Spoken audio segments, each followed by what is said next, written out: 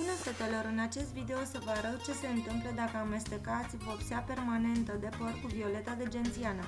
Am creat acest video pentru fetele curioase ca mine, eu îmi doresc foarte mult să am părul meu fără să-l decolorez, așa că m-am riscat și am încercat și această metodă. Ce vă arăt eu este ce am încercat și cum mă vopsesc eu, nu neapărat cum se face profesional la un salon, așa că dacă nu vă place și nu vă interesează, pur și simplu nu mai urmăriți acest video. Încerc să fac videoul cât mai scurt ca să nu vă plictisiți.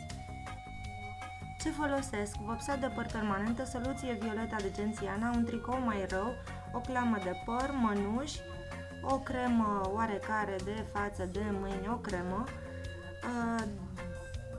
dischete demachiante de vată, hârtie igienică la discreție ca să vă ștergeți când vă murdăriți și mai ales soluție specială de șters vopseaua de păr de pe piele. Dacă videoul nu este foarte profesional, vă rog să mă scuzați, este prima dată când creez un astfel de video. După cum ați văzut, mi-am prins părul, m-am dat cu cremă pe piele. Folosesc o vopsea violet pe care o amestec cu violeta de gențiana. O voi agita foarte bine. Violetul de gențiana are efect antifuningic și antibacterian.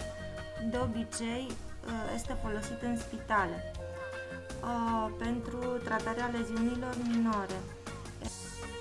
Eu am cumpărat această soluție de pe internet, dintr-un magazin online. Dacă încercați ceva cu violetul de gențiana, aveți mare grijă pentru că se murdărește, se stropește în jurul vostru și se curăță destul de greu. Eu de fiecare dată când am încercat ceva cu violetul de gențiană am zis că nu o să mai fac a doua oară, dar am mai făcut. O să mai pun probabil pe viitor un video în care am mai încercat altceva. Pentru că îmi doresc foarte mult părul mov și nu vreau să mă decolorez, am mai încercat până la urmă și alte metode. Nu mi-au plăcut rezultatele foarte mult, dar nici nu mi-au displăcut până la urmă. Îmi întind vopseaua foarte bine pe tot părul.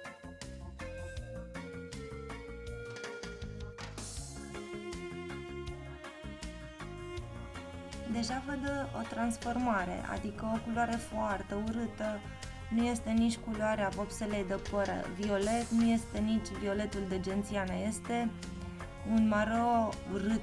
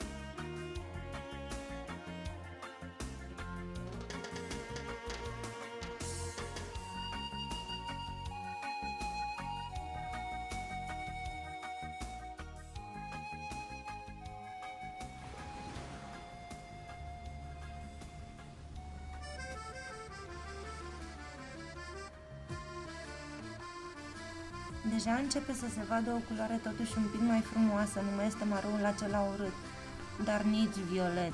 Este un maro roșu, un roșu roșcat, dar să văd și niște tente de violet. Dacă vă uitați bine, are niște reflexii de violet.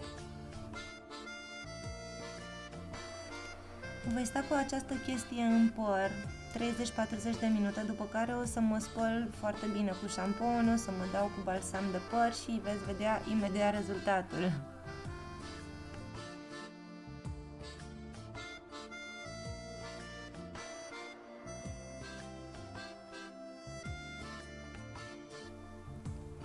După cum vedeți, a ieșit un roșcat, nu este mov ce am vrut eu mov. La rădăcină nici nu mi-a prins, sunt multe fire de păr la rădăcină care au rămas necolorate. Așa, în mare, pe deasupra se vede o culoare destul de frumoasă.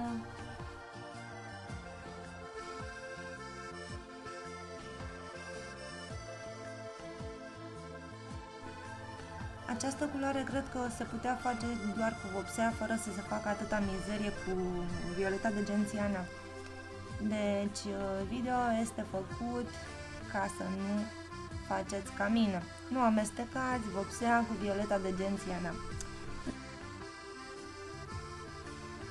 Dacă vi s-a părut interesant acest video și vă ajută cu ceva aceste informații, vă rog să-mi lăsați un like și eventual să mă urmăriți, pentru că voi mai crea alte clipuri despre cosmetică, despre vopsirea părului cu violeta de gențiana, pentru că nu am renunțat la dorința mea de a avea părul mov.